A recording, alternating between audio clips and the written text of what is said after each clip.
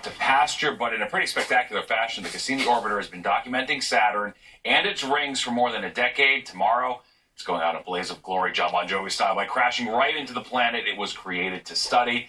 Here's Audrey Puente. NASA's Cassini spacecraft is wrapping up a 13-year mission orbiting Saturn. Cassini is the first spacecraft to orbit Saturn, and it will make its last dive right into the planet on Friday morning.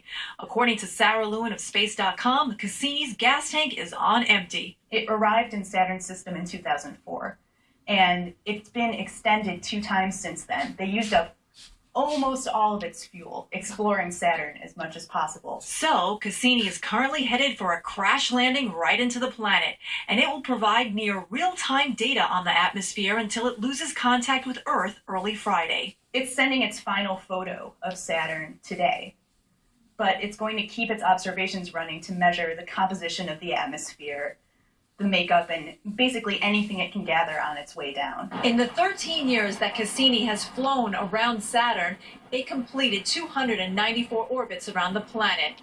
During that time, it took almost 500,000 images. NASA scientists say the mission provided groundbreaking discoveries that included seasonal changes on Saturn, the moon Titan's resemblance to a prehistoric Earth, and a global ocean on the moon Enceladus. It began changing the way we view the habitability or potential habitability of moons in the outer part of our solar system. All the really close-up views of its rings and its surface, there's like this giant hexagonal storm on its north pole.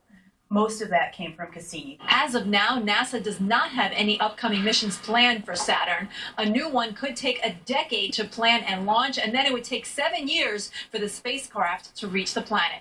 Reporting from the Upper East Side, Audrey Puente, Fox 5 News. Well, Tesla delayed